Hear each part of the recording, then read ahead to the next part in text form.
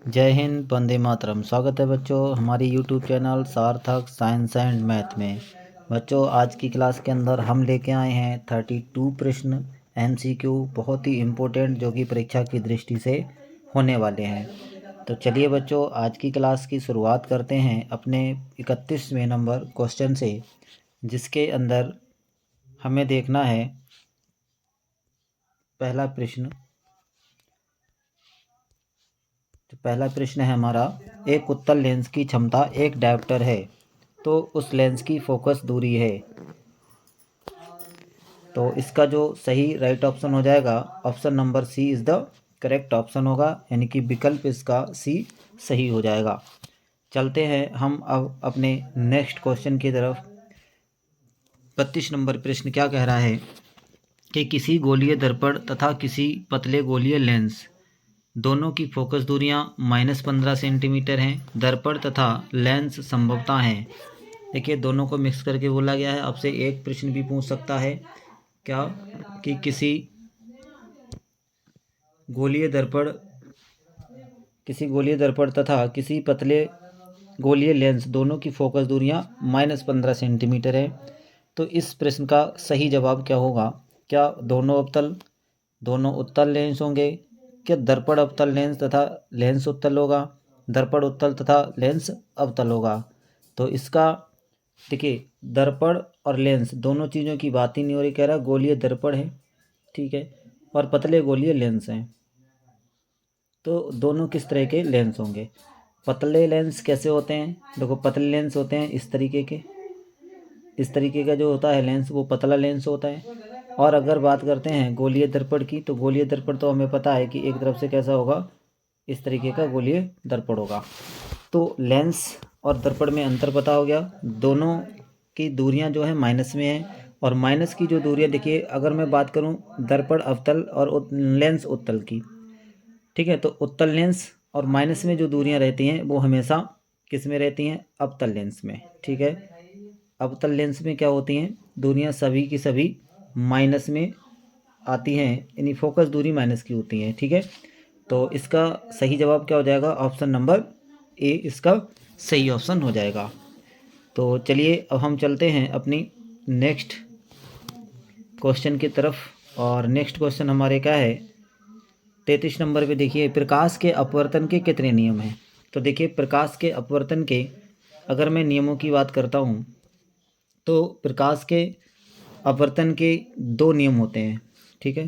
कितने नियम होते हैं? 2 नियम होते हैं।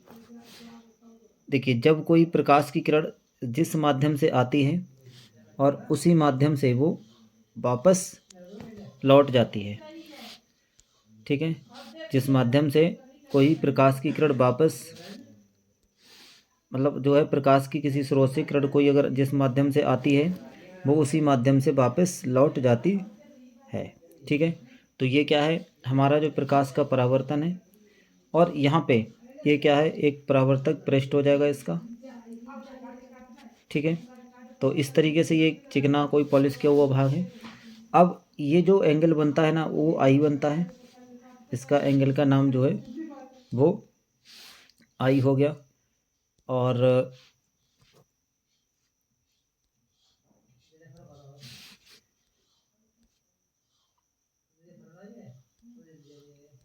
ठीक है, तो इसका जो आई हो गया, ठीक है, एक हमारा इसके अंदर जो आती है यानी कि आने वाली किरण है, और ये परावर्तित किरण है। तो इसका जो एंगल होता है वो आई होता है, और ये वाला जो एंगल होता है वो आर होता है। अब कह रहा है प्रकाश के अपवर्तन के कितने नियम है? तो एक तो देखिए ये जो है किरण कौन सी है? आपतित किरण है। और ये आपतित किरण, ठीक है ना, ये आपतित किरण और ये परावर्तित किरण, ये दोनों किरणें हैं, ठीक है। परावर्तित किरण है तो आपतित किरण, परावर्तित किरण और अभिलंब, इसको हम क्या बोलेंगे? अभिलंब बोलते हैं, ठीक है। इसको क्या बोलते हैं? अभिलंब। तो आपतित किरण, परावर्तित किरण तथा अभिलंब तीनों किसी एक ही पृष्ठीय तल पर क्या होते हैं? मिलते हैं, ठीक है। यानी कि ये जो पृष्ठीय तल है इसके किसी एक बिंदु पर क्या होते हैं? मिलते हैं। तो पहला, और दूसरी चीज कि जो आई आपतन जो कोण है, यानी कि आई बराबर आर, ठीक है। एक तो ये नियम हुआ, पहला नियम ये है। और दूसरा नियम इसका क्या हो गया, दूसरा नियम यह है कि आने वाली किरण यानी कि जो आपतित किरण है और जो परावर्तित किरण है तथा जो अभिलंब है, वो तीनों एक ही परावर्तक तल के किसी एक ही बिंदु पर क्या होते हैं, मिलते हैं। तो ये दो इसके नियम हो गए। तो इस तरीके से जो हमारा राइट ऑप्शन होगा वो राइट ऑप्शन हो जाएगा क्या, बी ऑप्शन इसका सही हो जाएगा। ठीक है, यानी कि हम चलेंगे बी ऑप्शन की तरफ। ठीक, चलिए उम्मीद करता हूँ आपको अच्छे से समझ में आ रहा होगा। अब हम बढ़ते हैं अपने नेक्स्ट क्वेश्चन की तरफ। और नेक्स्ट क्वेश्चन क्या है कि किसी माध्यम के अपवर्तनांक का मान होता है, किसी माध्यम के अपवर्तनांक का मान होता है। जल्दी बोलो क्या हो जाएगा इस क्वेश्चन का सही आंसर। देखिए, अगर कोई माध्यम है तो इसका जो साइन आर कभी नहीं होता, यानी कि पहले आई और साइन आर, साइन आई, अब देखिए यहाँ दिया है गुणा में, तो गुणा वाला ऑप्शन तो होगा नहीं। ठीक है, यानी कि गुणा में नहीं होगा, गुणा में ऑप्शन गलत, यानी प्लस नहीं होगा, बटे होगा। लेकिन साइन यानी आई, पहले आई इंटरसेक्ट यानी कि एंगल जो होता है जिसको हम आपतन कोण कहते हैं, और एक हमारा इसकी ज्या, ठीक है ना, इसमें क्या बोलते हैं, एक आर बोलते हैं, तो ये ज्या होती हैं। तो ज्या क्या होती है, ज्या होती है sine I upon sine R. ठीक है, तो देखेंगे ऑप्शन नंबर कहाँ पे हमारा, ऑप्शन नंबर ए है ना। 34 का प्रश्न का जो आंसर हो जाएगा वो कौन सा सही हो जाएगा, प्रश्न नंबर हम चलेंगे ए की तरफ। ठीक है ना, तो ये प्रश्न नंबर ए इसका सही जवाब होगा। तो चलिए हम चलते हैं अपने नेक्स्ट क्वेश्चन 35 की तरफ। क्या कह रहा है, कह रहा है कि एक उत्तल लेंस होता है, क्या एक उत्तल लेंस होता है, क्या सभी जगह समान मोटाई का, क्या बीच की अपेक्षा किनारों पर मोटा। मैं बात करूंगा ऑप्शन नंबर सी, क्या किनारों की अपेक्षा बीच में मोटा, क्या इनमें से कोई नहीं। देखो इनमें से कोई नहीं तो कोई बनता ही नहीं है सवाल। ठीक है, इनमें से कोई नहीं की तो बात ही नहीं करनी है बेटा, बिल्कुल बात नहीं करनी है। क्यों, क्योंकि देखिए जब लेंस बोला गया है तो लेंस कैसा भी होगा, पहले हम ऑप्शन को चेक करते हैं, सभी जगह समान मोटाई का। देखिए ऐसा कोई लेंस नहीं होता। ठीक है, तो ये ऑप्शन नहीं होगा, है ना, ये ऑप्शन इसका गलत है। ठीक है, चलेंगे हम बीच, कह रहा है कि बीच की अपेक्षा किनारों पर मोटा, बीच की अपेक्षा किनारों पर मोटा। अगर देखिए किनारों पर इस तरह का मोटा होता है, इस तरह का, ठीक है, और एक लेंस होता है वो बीच में मोटा होता है, किनारों पे पतला होता है। ठीक है, अगर ये लेंस है तो इसको हम कौन सा लेंस बोलते हैं, इसको हम बोलते हैं बेटा, इसको बोलेंगे, ये किनारों पे मोटा है ना, तो इसको हम बोलते हैं अवतल। कौन सा लेंस बोलते हैं, अवतल लेंस। ठीक है, और इसके लिए क्या बोलेंगे, इसके लिए हम बोलेंगे उत्तल लेंस। ठीक है, अब आप इसमें देख सकते हो कि ये किनारियाँ यानी कि बीच में, जो बीच में है ना, तो इसका जो बीच वाला है हिस्सा वो कैसा है, आप देख सकते हो कि बीच वाला जो हिस्सा है ना, देखिए इसमें जो बीच वाला हिस्सा रहता है,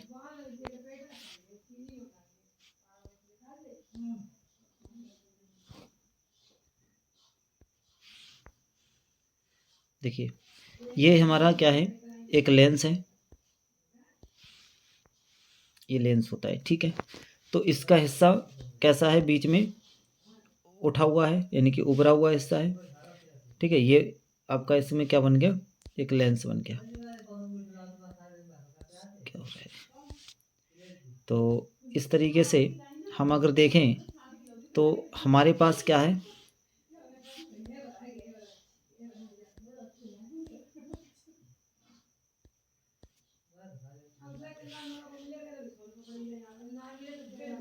देखिएगा ये एक गोलाई में होता है। ठीक है, तो इसको हम क्या कहेंगे, इसके इसका बीच का जो भाग है ना, ये वाला देखिए पोर्शन है ना, ये वाला जो पार्ट है इसका वो कैसा है, इसका उठा हुआ है पार्ट। ठीक है ना, इसका कैसा पार्ट है, देखिए ये वाला हिस्सा है वो कैसा है, ये वाला हिस्सा बाहरी साइड से, ठीक है, ये वाला और ये वाला। ठीक है, ये दोनों हिस्से जिसके क्या उभरे हुए हैं, तो जिसका हिस्सा बीच में उठा हुआ होता है, जिसका हिस्सा बीच में,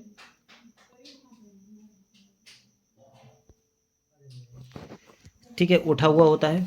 तो देखिए सबसे पहला एक उत्तल लेंस क्या हुआ, यानी कि सभी जगह क्या हो जाएगा, सभी जगह की अगर हम बात करते हैं समान मोटाई का ऑप्शन नहीं होगा। ठीक है, तो मैंने बता दिया कि बीच में मोटा और बीच में पतला। ठीक है, किनारों पे मोटा, बीच में पतला, अवतल लेंस है, बीच में उठा हुआ मोटा है वो उत्तल लेंस है। उत्तल लेंस की ही बात कर रहा था। सभी जगह समान मोटाई का ऑप्शन गलत हो गया। बीच की अपेक्षा किनारों पर मोटा है वो अवतल लेंस होता है। कौन सा लेंस होता है बेटा? अवतल लेंस होगा। ठीक है, क्या हो जाएगा ये? इसको अवतल लेंस होगा, तो ये अवतल लेंस हुआ। बात करते हैं इनमें से कोई नहीं, मोटाई समान मोटाई और नहीं होगा, तो इसका ऑप्शन नंबर इसका सी इज़ द करेक्ट ऑप्शन। ठीक है, सी इसका क्या हो जाएगा? सही आंसर हो जाएगा। चलते हैं हम नेक्स्ट क्वेश्चन की तरफ। क्वेश्चन नंबर 36 पे आते हैं। कह रहा है अवतल लेंस का आवर्धन यानी कि एम बराबर होता है। कोई अवतल लेंस है, उसका आवर्धन के बराबर जो सूत्र होता है वो क्या होता है? देखिए, आवर्धन को हम एम से डिनोट करते हैं। ठीक है, आवर्धन बराबर क्या होता है, यानी कि आवर्धन इसको हम एम से डिनोट करते हैं। और एम अगर अवतल लेंस है, क्या है? अवतल लेंस है, तो इसको हम बी बटा यू से डिनोट करते हैं। अगर यही लेंस कौन सा होता? उत्तल। ठीक है, तो उत्तल के लिए माइनस में बी अपॉन यू करते। ठीक है ना, तो इस चीज़ को ध्यान रखना है। तो इसका जो राइट जो ऑप्शन होगा वो कौन सा हो जाएगा? हमारा राइट ऑप्शन हम चलेंगे डी की तरफ। कितने बच्चे इसका आंसर सही किए कमेंट में ज़रूर बताएं, और वीडियो को लाइक करें, सब्सक्राइब करें और शेयर करते चलें। ठीक है, अपने अधिक से अधिक अपने दोस्तों को शेयर करिए। चलिए हम चलते हैं अब अपने नेक्स्ट क्वेश्चन 37। 37 क्वेश्चन कह रहा है, क्या कह रहा है? कह रहा है कि गोलीय दर्पण में, क्या कह रहा है कि गोलीय दर्पण में फोकसांतर एवं वक्रता त्रिज्या के बीच संबंध है। ठीक है, क्या पूछ रहा है? संबंध है, तो संबंध क्या होगा? ठीक है, संबंध पूछ रहा है। ठीक है, संबंध क्या होगा? देखिए, संबंध की अगर हम बात करते हैं गोलीय दर्पण में फोकसांतर, फोकसांतर का मतलब होता है एफ। ठीक है, क्या होता है? एफ होता है। तो इस एफ में क्या अंतर है? ठीक है, एफ और दर्पण में फोकसांतर वक्रता त्रिज्या, वक्रता त्रिज्या को हम आर से डिनोट करते हैं। दोनों में संबंध क्या हो जाएगा?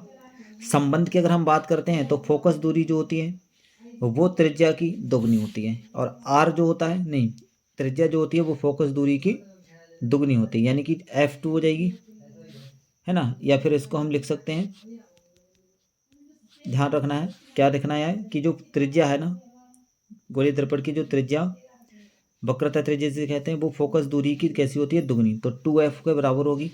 तो इसके लिए F बराबर आर नहीं होगा, 2/R नहीं होगी, F/2 नहीं होगा, यानी कि ऑप्शन नंबर इसका सही हो जाएगा ए।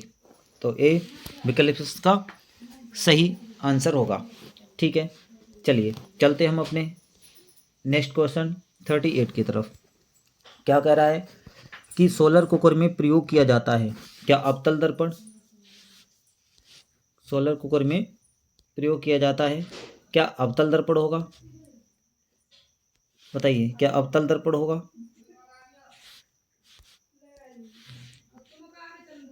क्या उत्तल दर्पण होगा? क्या समतल दर्पण होगा? क्या उत्तल दर्पण एवं अवतल दर्पण का, जरा बताइए, सोलर कुकर में किसका यूज करते हैं? अवतल दर्पण का, उत्तल दर्पण का, समतल दर्पण का, उत्तल तथा अवतल दर्पण का?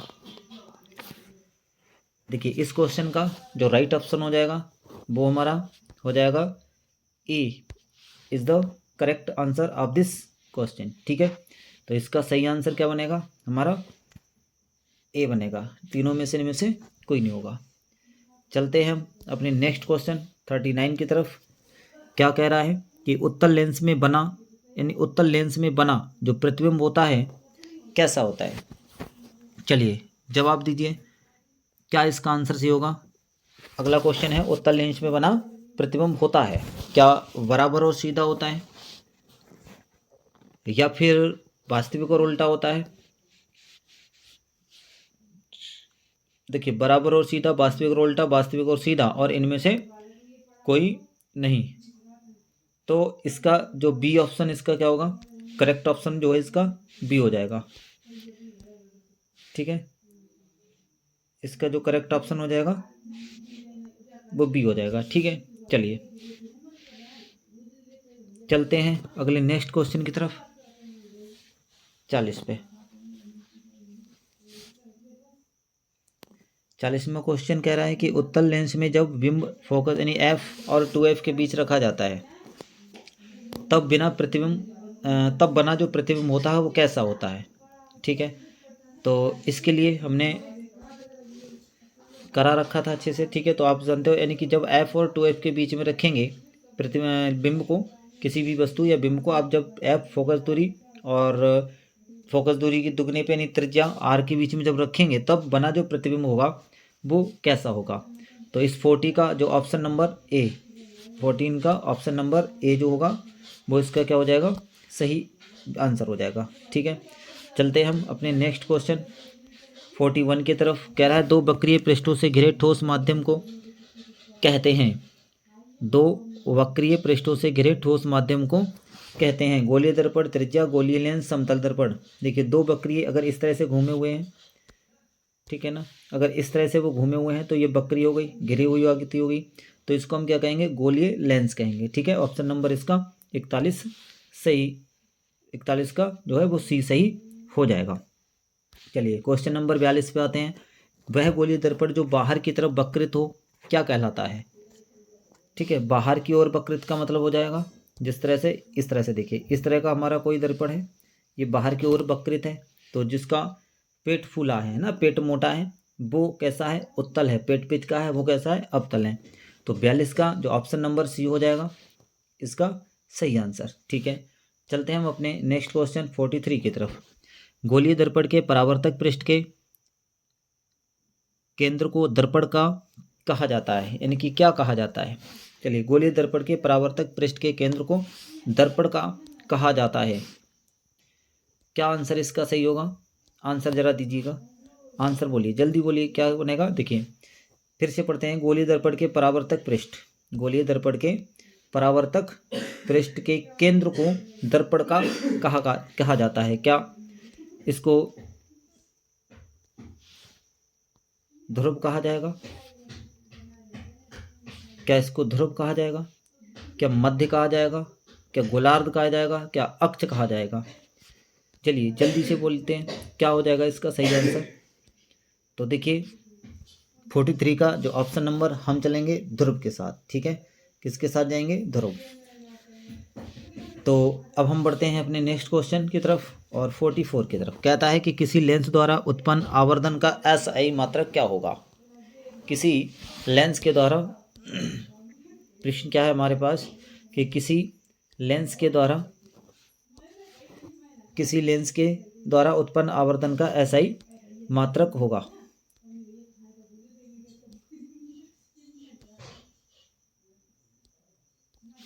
क्या मीटर होगा, सेंटीमीटर होगा, या मिलीमीटर होगा, या मात्रक विहीन होगा।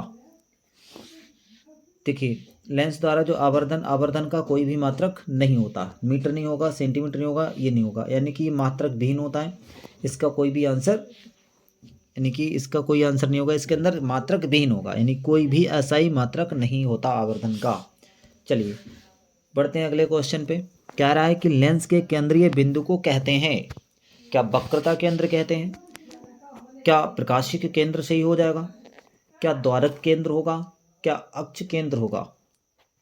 ऑप्शन नंबर हम चलेंगे बी के साथ, यानी कि इसका जो ऑप्शन नंबर है वो क्या हो जाएगा, वो वी इसका प्रकाशिक केंद्र बोलते हैं। क्या बोलेंगे इसको, प्रकाशिक केंद्र इसका सही आंसर हो जाएगा। चलिए नेक्स्ट क्वेश्चन की तरफ आते हैं। 46 कह रहा है किसी शब्दकोश में पाए गए छोटे अक्षरों को पढ़ते समय आप निम्न में से कौन सा लेंस पसंद करेंगे। क्या 50 सेंटीमीटर फोकस दूरी का अवतल लेंस। तो देखिए 50 सेंटीमीटर का कोई भी अवतल लेंस यूज नहीं करना है, गलत हो गया। 50 सेंटीमीटर फोकस दूरी का उत्तल लेंस बिल्कुल नहीं करेंगे। 5 सेंटीमीटर फोकस दूरी का अवतल लेंस नहीं करेंगे, यानी ऑप्शन नंबर 5 सेंटीमीटर फोकस दूरी का उत्तल लेंस, यही ऑप्शन नंबर 5 इसका 5 सेंटीमीटर, यानी कि डी ऑप्शन इसका सही हो जाएगा। चलिए आते हैं हम अपने नेक्स्ट क्वेश्चन 47 की तरफ। कह रहा है इनमें से कौन दर्पण का सूत्र है, इनमें से कौन दर्पण का सूत्र है। तो देखिए सूत्र, दर्पण का सूत्र क्या है, दर्पण का जो सूत्र होता है वो क्या होता है, दर्पण का सूत्र जो होता है वो होता है हमारा 1/f बराबर 1/b प्लस 1/u। देख सकते हो कहाँ पर ये आपका ऑप्शन मिल रहा है, देखिए 1/b 1/b 1/, यानी यही ऑप्शन सही है, यानी कि फर्स्ट वाला इसका ऑप्शन सही होगा। चलिए बढ़ते हैं हम अपने नेक्स्ट क्वेश्चन 48 की तरफ। 48 क्या बोल रहा है कि गोलीय दर्पण का वक्रता केंद्र को किस अक्ष से निरूपित किया जाता है। देखिए वक्रता केंद्र को P से नहीं, इसको हम मुख्य फोकस के नाम से डिनोट करते थे, ठीक है, किससे डिनोट करते हैं, यानी कि P क्या होता है, P जो होता है वो हमारा मुख्य फोकस होता है, ठीक, यानी P को क्या बोलेंगे, ध्रुव, आप ध्रुव को डिनोट करते हैं, यानी कि ध्रुव से, ध्रुव के लिए हम क्या कहते हैं, ध्रुव के लिए बोलेंगे, ठीक है, तो ये ध्रुव होता है। F हमारी फोकस दूरी होती है, ठीक है, F हमारी फोकस दूरी हो गई। O हमारा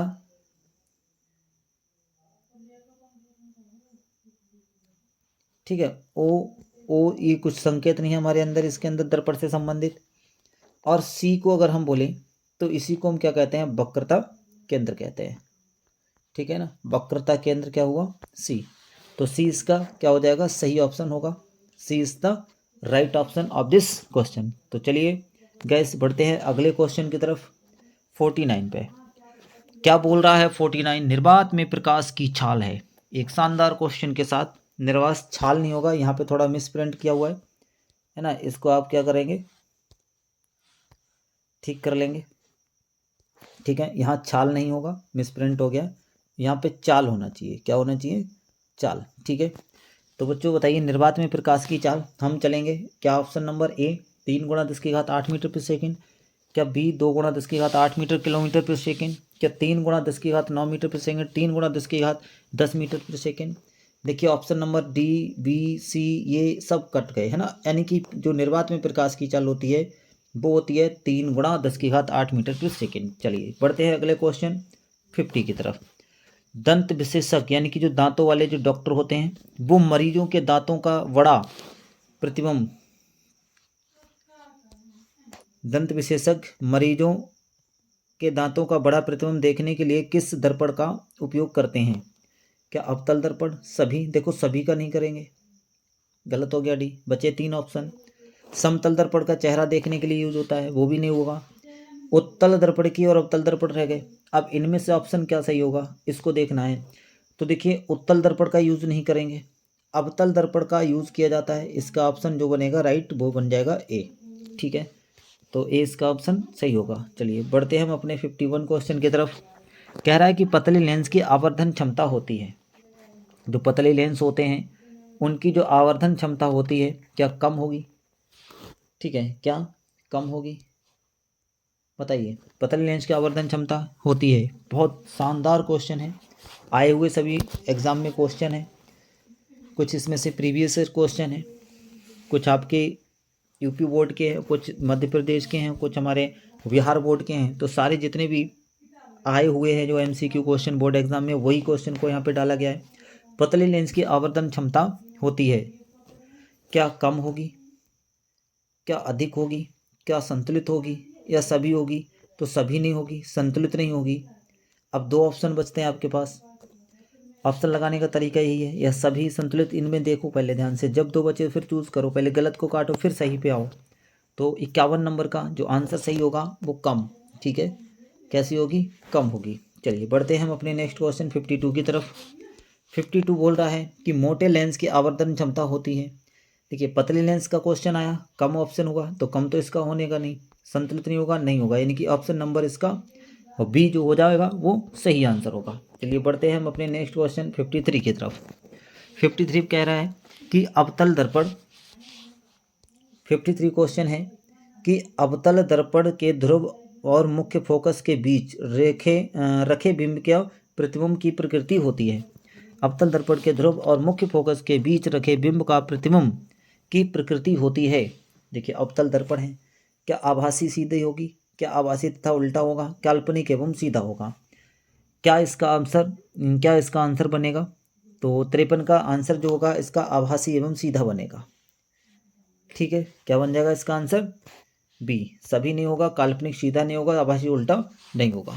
चलिए बढ़ते हैं हम अपने नेक्स्ट क्वेश्चन 54 की तरफ। क्या बोल रहा है 54?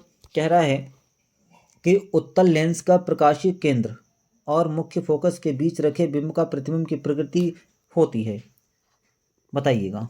ऑप्शन नंबर ए आभासी तथा उल्टा, ऑप्शन नंबर बी आभासी एवं सीधी, ऑप्शन नंबर सी काल्पनिक एवं सीधी, ऑप्शन नंबर डी इनमें से कोई नहीं। तो क्वेश्चन नंबर इसका जो सही होगा वो ऑप्शन नंबर बी इसका करेक्ट ऑप्शन होगा। ठीक है, चलिए बढ़ते हैं हम अपने नेक्स्ट क्वेश्चन 55 की तरफ। क्या कह रहा है? अवतल दर्पण के मुख्य फोकस पर रखे बिंब का प्रतिबिंब की स्थिति होती है। अवतल दर्पण है, उसके मुख्य फोकस पर अगर बिंब को रखा जाता है तो उसकी प्रतिबिंब की जो स्थिति होगी वो क्या होगी? क्या वक्रता केंद्र पे होगी, क्या मध्य बिंदु पर होगी, क्या अनंत पर होगी? तो देखिए वक्रता केंद्र नहीं होगा। ठीक है, वक्रता केंद्र नहीं होगा, मध्य बिंदु नहीं होगा, अनंत पर, सभी पर तो हो ही नहीं सकता, यानी कि उसकी जो स्थिति होगी वो कहाँ होगी? अनंत पे होगी। तो इसका सी आंसर, सी विकल्प इसका सही हो जाएगा। बढ़ते हैं अपने नेक्स्ट क्वेश्चन 56 की तरफ। उत्तल लेंस के मुख्य फोकस पर रखे प्रतिबिंब की स्थिति होती है। उत्तल लेंस के मुख्य, प्रश्न क्या है कि उत्तल लेंस के मुख्य फोकस पर रखे प्रतिबिंब की स्थिति होती है। क्या वक्रता केंद्र पर? वी कह रहा है कि और फोकस एवं वक्रता केंद्र के बीच। सी कह रहा है कि अनंत पर, और डी कह रहा है ध्रुव एवं वक्रता केंद्र के बीच में। क्या इसका सही आंसर होगा? देखो ये नहीं होगा, ये नहीं होगा, ये नहीं होगा, ऑप्शन नंबर सी, सी क्या हो जाएगा इसका सही आंसर होगा। चलिए बढ़ते हैं अपने नेक्स्ट क्वेश्चन 57 के तरफ। कह रहा है कि अवतल लेंस के मुख्य फोकस पर रखे बिंब का प्रतिबिंब की स्थिति क्या होगी? क्या प्रकाश एवं वक्रता केंद्र के बीच होगी, प्रकाशिक केंद्र और फोकस के बीच होगी, ध्रुव एवं वक्रता केंद्र के बीच होगी, या इनमें से कोई नहीं होगा? 57 के हम चलेंगे, ऑप्शन नंबर क्या हो जाएगा इसका? राइट ऑप्शन होगा बी। ठीक है, इसका बी जो होगा वो राइट ऑप्शन होगा। आते हैं अगले नेक्स्ट क्वेश्चन पे। अवतल लेंस के सामने अनंत पर रखे बिंब की प्रतिबिंब की स्थिति होती है। ए कह रहा है वक्रता केंद्र पे, फोकस पर, अनंत पर, ध्रुव पर। तो बच्चों इसका जो आंसर होगा वो हमारा बी ऑप्शन इसका क्या हो जाएगा? इसका बी ऑप्शन जो होगा वो राइट ऑप्शन होगा। तो बी ऑप्शन इसका सही हो जाएगा। चलिए 59 क्वेश्चन देखते हैं। कह रहा है अवतल दर्पण के सामने अनंत पर रखे बिंब का जो प्रतिबिंब की स्थिति होगी वो कैसी होगी? क्या वक्रता केंद्र पे होगी, क्या अनंत पर होगी, ध्रुव पर होगी, फोकस पर होगी? चलिए आंसर इस 59 का जो आंसर बन जाएगा वो आपका फोकस है ना। 59 का जो आंसर होगा वो हमारा डी ऑप्शन इसका क्या हो जाएगा? करेक्ट ऑप्शन हो जाएगा। ठीक, डी इसका आंसर सही हो जाएगा। चलिए आते हैं अगले क्वेश्चन 60 पे। 60वां देखिए क्वेश्चन। लेंस के प्रकाशिक केंद्र से गुजरने वाली प्रकाश की किरणें अपवर्तन के पश्चात क्या होगी? ए नंबर विचलन के साथ निर्गत होगी। क्या विचलन के साथ निर्गत होगी? क्या 7 रंगों में विभक्त हो जाएगी? बिना विचलन के निर्गत होगी, या इनमें से कोई नहीं? तो इस 60वें क्वेश्चन का जो राइट ऑप्शन होगा 7 रंगों में विभक्त होगी। कैसा होगी? 7 रंगों में विभक्त होगी। ऑप्शन नंबर इसका बी सही हो जाएगा। चलते हैं अगले क्वेश्चन पे। मुख्य फोकस से गुजरने वाली प्रकाश किरण उत्तल लेंस से अपवर्तन के पश्चात, यानी मुख्य फोकस से गुजरने वाली प्रकाश किरण उत्तल लेंस से अपवर्तन के पश्चात क्या प्रकृति दिखती है? उसकी कैसे क्या गुण दिखाती है? क्या मुख्य अक्ष के विपरीत जाती है?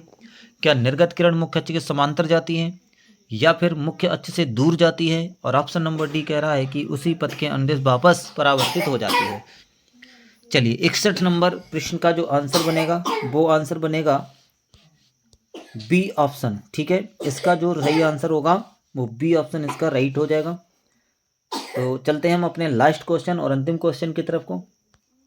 अंतिम क्वेश्चन है कि मुख्य अक्ष के समांतर आने वाली कोई प्रकाश किरण अवतल लेंस से अपवर्तन के पश्चात क्या होता है। देखिए, मुख्य अक्ष के विपरीत जाती है, उसी पथ के अंदर वापस परावर्तित हो जाती है। निर्गत किरण मुख्य अक्ष के समांतर हो जाती है, निर्गत किरण मुख्य अक्ष से दूर हो जाती है। इससे नेक्स्ट क्वेश्चन पिछला क्या था, मुख्य फोकस से गुजरने वाली किरण उत्तल लेंस था, ठीक है। यहाँ पे हमारा क्या दिया, अब अवतल लेंस दिया। सेम क्वेश्चन है, बस लेंस का अंतर है। तो बताइए इसका सही आंसर क्या होगा। तो इसका जो सही ऑप्शन हो जाएगा वो ऑप्शन डी इसका करेक्ट ऑप्शन होगा। आज की क्लास के अंदर हमने देखे हैं 32 प्रश्न को सॉल्व किया है। 32 MCQ हमने यहाँ पे सॉल्व कर लिए हैं। और ये बोर्ड के एग्ज़ाम में जो आए हुए प्रश्न हैं, सबके सब बोर्ड एग्ज़ाम में आए हुए प्रश्न हैं। आज की क्लास यहीं समाप्त करते हैं। तो हमारे चैनल को सब्सक्राइब करें,